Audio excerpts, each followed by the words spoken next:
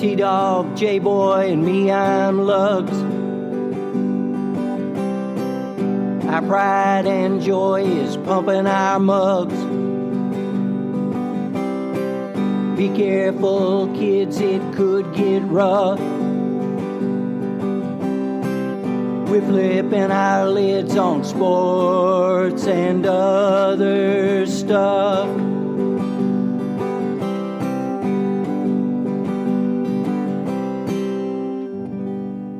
Will somebody tell that boy to tune that damn guitar? Jesus. You know what I'm saying? But anyway, welcome to Sport Weasels Central for a special edition. I'm Lugs. I'm J-Boy. And I'm T-Dog. Yes, this is a cornucopia of quarterbacks. It's a special edition from our crack research department. We aim to please, so you aim to please. Here we go. T-Dog's got some thoughts on the best, the worst, and the half-baked quarterbacks of the National Football League. All right. I looked at the starting quarterbacks and actually one backup who could be a starter. And I just kind of looked at their winning percentage, their touchdown percentage, their INT percentage, and their yards per attempt. And from that, I kind of tiered them all out. And the bottom tier, I call it the starters who should be backups. And that has four guys in it. And starters who should be backups. Yep. So they are Joe Flacco at 30th. Ryan Fitzpatrick is the 31st one. Hey, he had a winning game there. I don't know. It's the beard. It's the beard. Mitch Trubisky is 32. Oh, boy. I can't even believe he made it that high on the list. And then Dwayne Haskins is the lowest just because I don't really know what he is yet. And is that Clem's son, Haskins? Clem Haskins' son? Yeah. One of the things I noticed, like Joe Flacco, what this says to me this year in particular with quarterbacks, I think you're going to see a sea change. I think Cam Newton is probably out. Mm-hmm. Roethlisberger is going to retire. Mm-hmm. Flacco probably. I mean, when you're starting quarterback, you're glad that he's injured because it gets him out of the way. That's not good. So, but yeah, I agree. Those guys are. And just mainly, I mean, and obviously, I'm not saying he had a lot of plays because actually the Browns kind of dominated the ball with against the Broncos. But Brandon Allen played well. He did. He played well. All the Allen brothers. It was like three Allens started, right? It was just weird. Yeah, Brandon, Josh Allen. Woody. It was like, and they all did well. Yeah. Fred. But I guess, like the statistics, and I'm not going to get into all of them, but just like for Joe Flacco, because he's probably the biggest name in there. You look at yards per attempt, like the top tier guys for their career, they usually average 8 or above yards per attempt. 7 and mid-range 7.5 is good or very good. Joe Flacco for his career, he's averaged 6 yards per attempt, which it shows you obviously accuracy issues, and also he's kind of like a check down for a guy who's got a strong arm. And his touchdown percentage is 3.7 TD, which is a good quarterback is like 6%, or a great quarterback is 6%. A very good quarterback is like 5.5%. So he's had a bigger body than any of these guys, and it just kind of shows you he's been mediocre. He's been carried by some good defenses. So yeah, especially Baltimore. He was there during when it really counted with those guys defensively. Well, then he won that Super Bowl, and then he got paid. So like so many do. And I will give him credit for whatever reason. When he got in the playoffs, he was awesome. But for whatever reason, when it was the regular season, he was always bland. So you got to give Baltimore a lot of credit to just cut ties with the guy and say we're going with Lamar Jackson. That takes a lot of guts to. Well, John Harbaugh said that once they made the decision with Lamar, that meant that you had to actually build a whole team around him with that concept and go with it. Another thing, he goes with those analytics. I mean, that 4th and 4. Analytics said go for it. He went for it. They got it. but they got it because, again, Lamar pulled a crazy play. He's marvelous.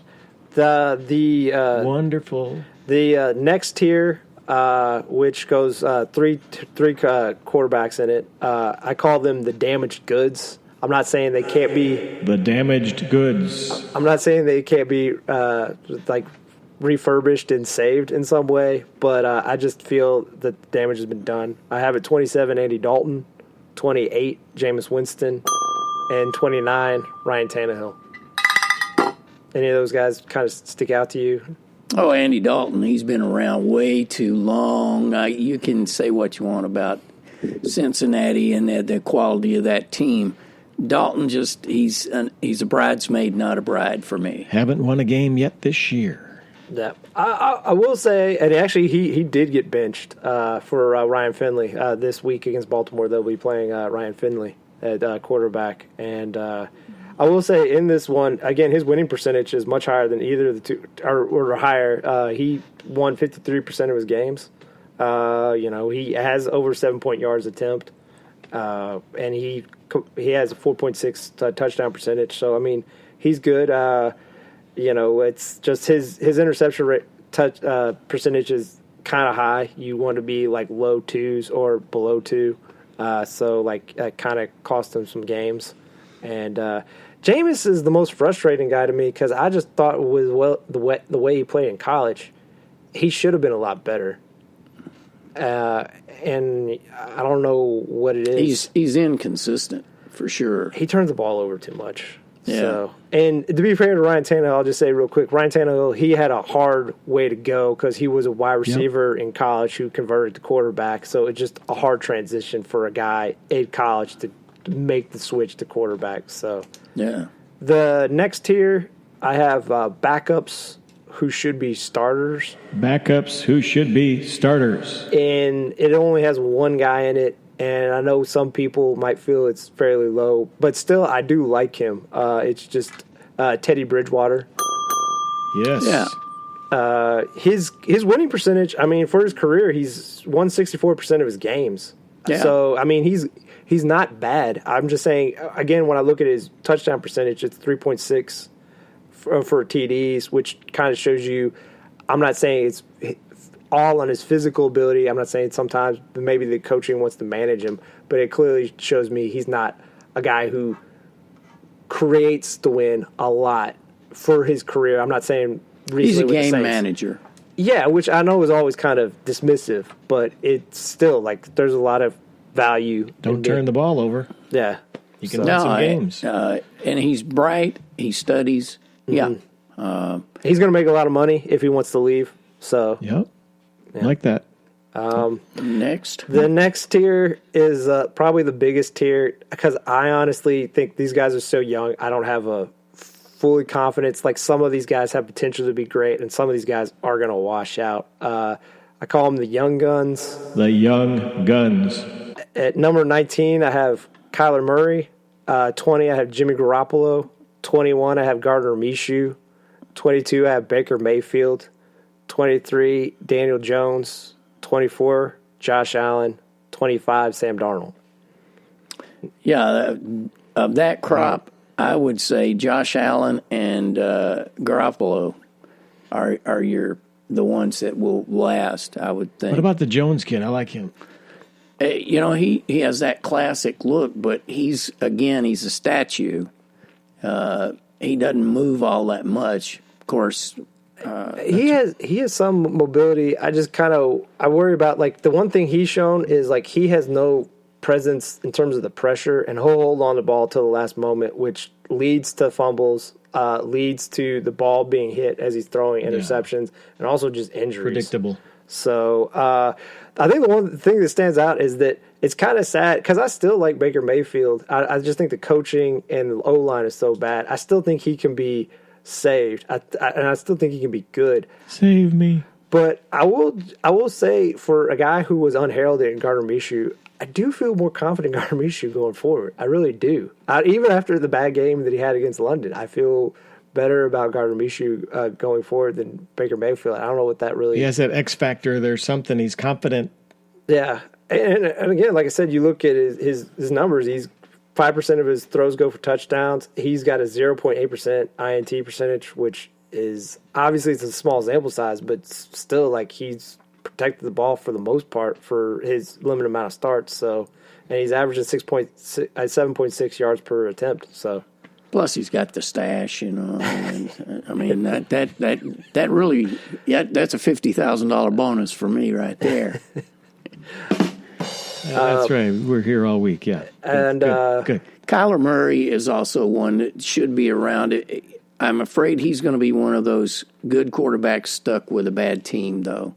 I mean, you get those kind of guys like, Stafford and Detroit, and where they're really quality players, but it's just the luck of the draw. Murray's too short. I don't know. But the bizarre thing to me about the Murray thing is, like, I know the offensive line was going to be bad, and it's been bad for the most part. The one part about their team that disappointed, and I'm not even going to. I don't think I put it on the coaching. I was like, their wide receivers are really underwhelming. And again, to be fair, I know Larry Fitzgerald's at the end of his career. Obviously, Christian Kirk's had some injuries, but like you look at it, it's like he's doing a lot of it with his backs with Kenyon Drake, and when David Johnson's healthy or Chase Edmonds, like he's throwing to them because like I don't know if it's just those guys can't get open or they're too old like Larry Fitzgerald or like they're too raw like Andy Isabella, even though he had a great touchdown against the 49ers, but it's like I don't think he has a lot. So. All right, I don't want to bring this up because I think Heisman Trophy winners are a bust. 14, Marcus Mariota. 13, Jameis Winston. 12, Johnny Manziel. 2011, Robert Griffin III. 2008, Sam Bradford. Go on and on and on. They never work out except maybe Lamar. But it seems like the Heisman's sometimes the kiss of death. Mm-hmm. Yeah. Well, I mean, it does just measure the best college player or the one that's thought the best. I mean, we'll get to him, but Brady, nobody even looked at that guy in college. Yeah, I mean, again, he's obviously he's what a Gardner Minshew hopes happens to him. I don't think that's what's going to happen, but like they were picked, I think the exact same pick in the 6th round. So it's like he envisions hoping to beat Tom Brady. Everyone should. But so that's my second topic: nature versus nurture. Okay, I don't think Lamar works elsewhere. We talked a long time ago about Cedric Benson was chosen by the Bears. The Packers took Aaron Rodgers. I don't think Aaron Rodgers probably would have worked in Chicago. How does that come together? Is that just luck of the draw? We knew what we were doing. It's alchemy. Oh, I agree with that. I mean, Patrick Mahomes. The Chiefs actually traded up to get Patrick Mahomes, and obviously you talk about a guy falling into a great situation. Andy Reid, who always gets something out of his quarterbacks. You look at Matt Moore. Like, he was out of the league. And Matt Moore has played well these 2 games that he started against Green Bay. Beautiful throws yesterday. Yeah, so, like, it's not that Matt Moore didn't have talent, but Andy Reid put you in situations to win. And, they traded, like, Ty Detmer, and they traded they traded Donovan McNabb actually in division. Because the Washington was so desperate for a quarterback. But, like, Patrick Mahomes is easily the best quarterback he's had as a head coach. But, like, he got to go to Andy Reid. Alex Smith was there, so he got to be mentored by Alex Smith. And going back to what we said in terms of the commitment to Lamar, they did the same thing because Alex Smith, his last year, when they drafted Patrick Mahomes, his numbers went way up. And if you look at the offense, they even said afterwards, the offense they installed that last year with Alex Smith, that they were putting in Patrick Mahomes' offense a year before he came in. So, like, he was learning his offense a year before he would come in. So... it's a lot. It has a lot to do with it. I guess next tier is game managers. Game managers. There are 3. Kirk Cousins is at 16. Derek Carr at 17. Jacoby Brissett is 18. I like that group. So is Andrew Luck coming back? No. At the end of this season? No, he's not coming back. Okay. Coming back where? What do you mean by to that? Indianapolis. I think he actually still lives in Indy. I could be wrong. I think he lives. I bet you he could come back out in the wheel, sling the pill for the playoffs. I think Andrew Luck with luck.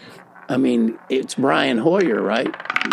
Yeah, but Jacoby Brissett will be back before the end of the year. A strained MCL.